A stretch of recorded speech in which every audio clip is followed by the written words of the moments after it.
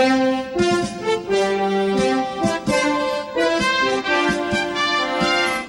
and welcome back to Youth in Politics. I'm Justin Schmidt, and once again I'm joined with Republican gubernatorial candidate Matt Jacobson.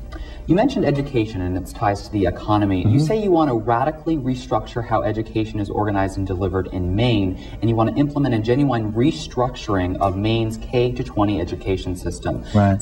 Did you support and do support the school consolidation plan proposed by Governor Baldacci? Yes and no. Okay. And that's, God, I sound like a politician all of a sudden. Look, we've got to find ways to decrease spending on schools. In the last 30 years, our K through 12 population has gone from 250,000 to this year it was 190,000. So we've reduced the population. In that same time period, we've increased spending by over 400%. So we're spending more, and we have less students. Okay, so that's a notion for me. Look, we've got to find a way to do it more efficiently and more effectively. Our educational attainment is not good enough. Okay, I spend my life trying to help companies stay in Maine and create opportunity in Maine. The first question I get is not about taxes or energy or healthcare or bumpy roads or any of those issues. It's always about workforce. Do you have enough people, and will you have enough people? Let me give you a stat. Of the kids that start high school in the fall, 10 years from then, 10 years from this fall, only 25% will have some post-high school degree. A full 25% will have dropped out of school completely and will never even have a high school degree. And half the highest degree attainment they'll have 10 years from now is a high school degree. That's not good enough. Consolidation has to be done in light of a better attainment. We spend more than most states, and our attainment and our efficacy isn't as good. We have got to do better. We're doing our kids a disservice. We're doing our businesses a disservice. We're not producing enough quality kids to take the jobs that we could populate here in Maine. So I like to view education as this enormous opportunity. We have to find better ways to connect it to our education system. How about this? How about we tie funding at the university level to placement rate? You get money from the state if the kids that you graduate can get jobs in Maine in the field that they choose. To me, it's a simple formula, and then we'll absolutely tie our educational system to our business climate. But I think that we need to think of it in a completely different concept. We got to think about pre-K through 20. The way we're organized today, you have somebody in charge of K through 12. You have somebody else in charge of 13 and 14. Somebody else in charge 13 through 20.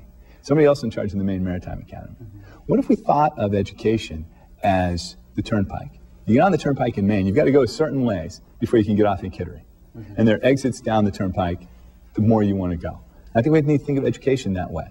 And certainly there are tolls, got to pay for it, but there are educational off-ramps at each point. And we have to organize around all those educational off-ramps with the goal, the sole goal, being excellence in education. Our kids can get out and earn a living and stay in Maine.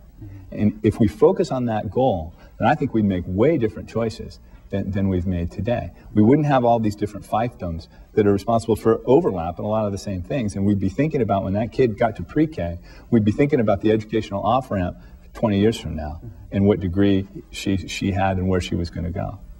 Okay. As a potential Republican governor, what would the makeup of your cabinet be along those lines of education? For instance, the education commissioner. Who would you bring on board? Would it be just Republicans, Democrats, Independents? Would it be bipartisan in order to achieve things that you're doing, that bypass of education? Are you thinking about bringing on board? I think you bring on the smartest people you can find. I have a very good friend who lives in Atlanta, who's a site location consultant, somebody I work closely with at Maine & Company. And in his background, he was a loaned executive to the Atlanta Olympic Organizing Committee.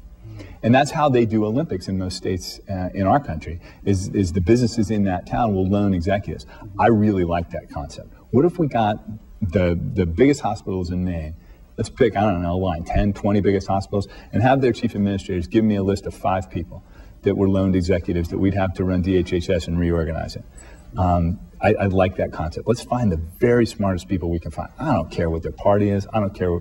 So long as we're about ever increasing efficiency and ever increasing customer service in the way we deliver government, I think we can save a lot of money and we can have a much more effective and efficient government.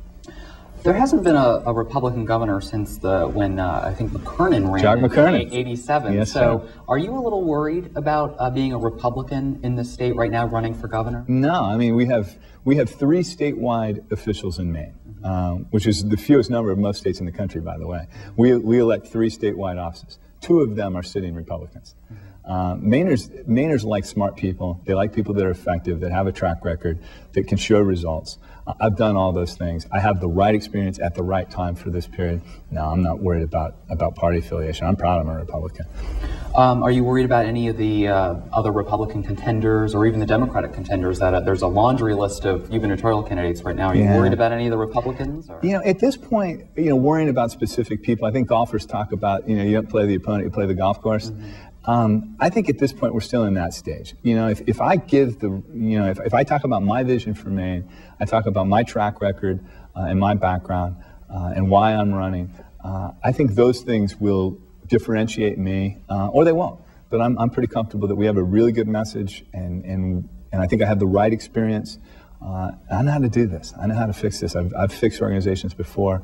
And I've created opportunity before, and I think now is the time for Maine to look into that. There's a lot of national political analysts that say the Republican Party in general isn't a viable party anymore, and it's kind of scattered. There's no particular leader. What are your thoughts about that? I think it's a little early to ring the death knell.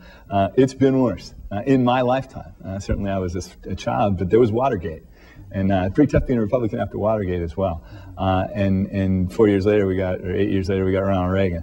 So I don't think that there is a death knell for the Republican Party. Certainly, we've been whooped, and we need to get back to the ideas and the fundamental principles. But look, we're talking about creating opportunity in Maine. We're talking about a government that's bloated and needs some streamlining. I know how to do those things. Wrapping up our time together, what would you tell an undecided voter to earn their vote? Even though it's over a year away, what would you tell them? I think that the issue in this election is about jobs. It's as simple as that. Certainly, we've got to maintain our environment. Certainly, we've got to reduce our government. But there isn't an organization on the planet that ever saved themselves or cut themselves to prosperity. We have got to find a way to grow this pie. And so long as you believe that that's the problem, and I am convinced it is, I'm the only person in the field from any party or independent that has any experience running a company in Maine. I ran a unionized railroad in Maine that was regulated by 3 states, a province, and 2 federal governments. I had 10 unions for 300 miles of track and 100 people. I have experience running an operation in a unionized environment, a heavily regulated environment, like our state government. And I've been successful doing it.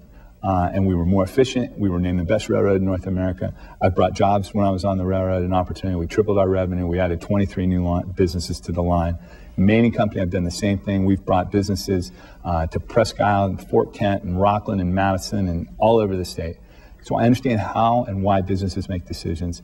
And I think I'm the best guy. I know I'm the best guy to fix these problems. Thank you for coming on the program. Thanks for having me. And thank you for watching. I'm Justin Jeanette. If you'd like more information on this program, you can visit our website at www.ynetvlive.com. If you'd like more information on my career path, you can visit my website at www.justinjeanette.com. Remember, if it's Sunday, it's Youth in Politics. We'll see you right back here next week. Perfect. If it's Sunday, did we get through everything that we wanted to talk about? And then some. If it's Sunday, it's Meet the Press. Come on.